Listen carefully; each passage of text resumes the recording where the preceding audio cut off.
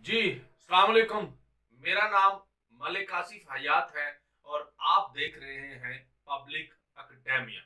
आज हम जिस पे बात करने जा रहे हैं वो है बेन गुरियन कैनाल, जिसको इजरायली स्वीज कैनाल का नाम दिया गया है। यह प्रोजेक्ट जो है वो 2021 के अंदर शुरू हुआ, लेकिन इस प्रोजेक्ट से पहले हमें इसकी हिस्ट्री को देखना बहुत जरूरी है। तो हम चलते हैं 1956 के अंदर, जब इजिप्ट के प्रेसिडेंट जमाल अब्दुल नासिर ने स्वीज कैनाल को नेशनलाइज कर दिया था। तब वर्ल्ड की जो बड़ी बड़ी पावर्स थी उन्होंने उसके ऊपर प्रेशर बनाया और उसको कहा कि इसको आप एक इंटरनेशनल वाटरवे ही रहने दें, आप इसको नेशनलाइज ना करें। लेकिन इजिप्ट जो है वो आसवान हाई डैम के ऊपर काम कर रहा था। नाइल रिवर के ऊपर वो एक डैम बना रहा था, जिसके लिए मिस्र को फंड्स की अशद जरूरत थी। उन फंड्स को पूरा करने के लिए जमाल अब्दुल नासिर, जो कि उस टाइम सदर थे मिस्र के, उन्होंने उसको नेशनलाइज कर दिया और स्वीज कैनाल अथॉरिटी बना दी, जो इसमें से गुजरने वाले जहाजों पर फी चार्ज करेगी और इनका वाटरवे इस्तेमाल करने के लिए बहरी जहाजों को इनको पे करना पड़ेगा। जब इनको पे करेंगे तो इनके पास फंड्स आएंगे और उन फंड्स को ये आसवान हाई डैम के ऊपर लगाएंगे। इस बात को लेके यूनाइटेड किंगडम, इजराइल, फ्रांस और यूनाइटेड स्टेट्स ऑफ अमेरिका और इनके साथ चाइना ने जो है वो इजिप्ट के ऊपर काफी प्रेशर बिल्ड किया। क्यों? क्योंकि आप लोग जानते हैं कि दुनिया की 80% जो ट्रेड है वो सी रूट से मूव करती है और उस 80% का 12% जो है वो स्वीज कैनाल से मूव करता है। स्वीज कैनाल जो है वो एक मेन सोर्स है जो यूरोप को कनेक्ट करता है एशिया के साथ। एशिया से ट्रेड जो है वो यूरोप के लिए और यूरोप से ट्रेड जो है वो एशिया के लिए। रेड सी से मेडिटेरेनियन सी और मेडिटेरेनियन सी से रेड सी में, रेड सी से फिर आगे एशिया और मेडिटेरेनियन सी से आगे जो है वो यूरोप को कनेक्ट करती है।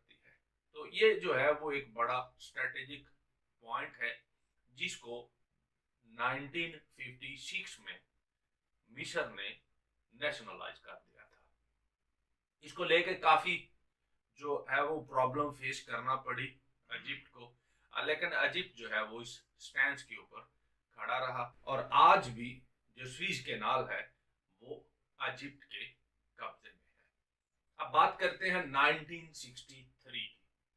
1963 के अंदर इजराइल ने अमेरिका के साथ मिलके तो गोल्फ ऑफ अकाबा से लेके मेडिटेरेनियन सी तक एक कैनाल डिग करने का मंसूबा बनाया। इस मंसूबे के अंदर 520 एटम बम की जरूरत पड़नी थी। उन बम्स की मदद से ये कैनाल को डग किया जाना था। उसके बगैर किसी भी सूरत में इस कैनाल को डग नहीं किया जा सकता था। उसकी खोदाई जो है वो बड़ा मुश्किल काम था। तो इतने ज्यादा तादाद के अंदर न्यूक्लियर बम का इस्तेमाल जो था वो उस खित्ते के अंदर जो है वो इन्वायरमेंटल प्रॉब्लम जो है वो क्रिएट कर सकता था, जिसकी वजह से इस प्रोग्राम को जो है वो पोस्टपोन कर दिया गया और टेक्नोलॉजी का वेट किया गया कि जब प्रॉपर टाइम होगा, अप्रोप्रिएट टाइम होगा, तब हम इस कैनाल को दोबारा से ढक। 2021 में बेन गुरियन कैनाल को दोबारा बनाने का मंसूबा शुरू किया गया। उसकी मेन रीजन थी मार्च 2021 के अंदर एवर ग्रीन, जो कि एक बहरी शिप है यूनाइटेड किंगडम का, वो स्वीज कैनाल के अंदर फंस गया था।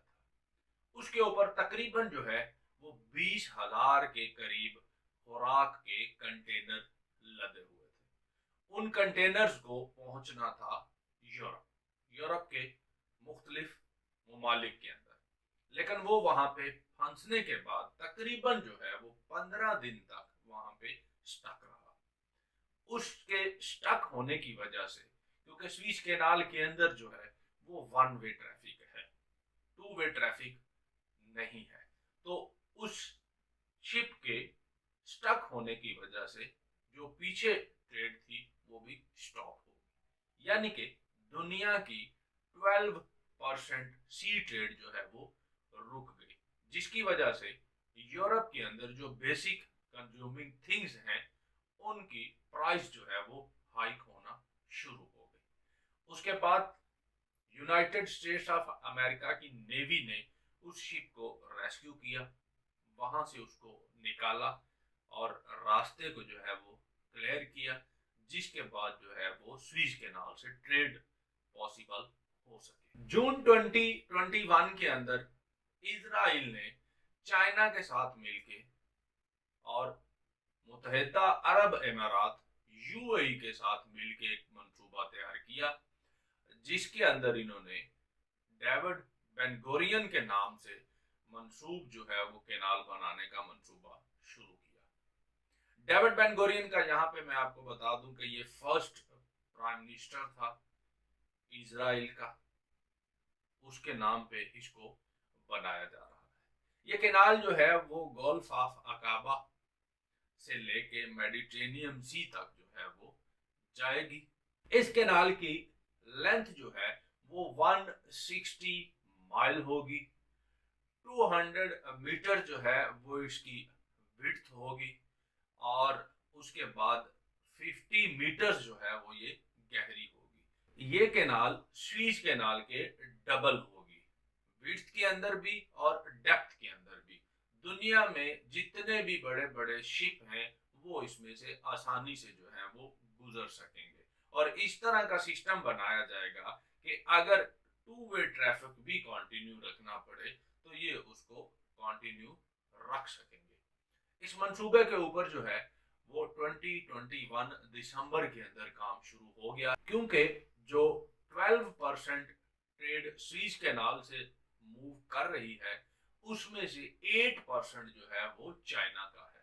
और चाइना जो है वो आपको पता है कि एक belt and road initiative program issue कर रहा है, दुनिया के डिफरेंट एरियाज को अपने साथ कनेक्ट करेगा। इसके ऊपर इंशाल्लाह हम एक और डिटेल वीडियो बनाएंगे। उस 12% में से 8% जो है वो चाइना की है। इस कैनाल को बनाने के लिए चाइना और यूएई फंड करेगा।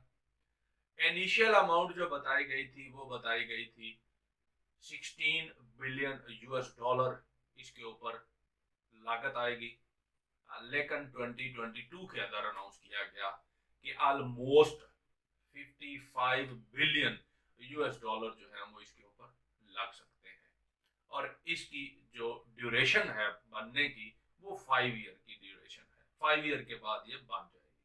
अब जब ये बन जाएगी तो इसमें से शिप गुजरेंगे, उनके ऊपर ये चार्ज करेंगे, और वो जो है तकरीबन 6 बिलियन यूएस डॉलर एनुअल जो है वो बेन गुरियन कैनाल अर्न करके देगी इन 3 ममालिक को, इजराइल को, यूएई को और चाइना को। ये प्रोजेक्ट जो है वो इंसानी तारीख का सबसे बड़ा प्रोजेक्ट होगा, जिसके तहत जो है वो एक सहरा के अंदर एक कैनाल जो है वो डिग की जाएगी, खोदी जाएगी, और इसमें डिटेल से भी बताया गया है कि डेड सी का वाटर जो है उसको मेडिटेरेनियन सी के वाटर के साथ मिलाने की कोशिश भी की जाएगी, क्योंकि डेड सी जो है वो उसका वाटर लेवल जो है वो day by day low level पे जा रहा है,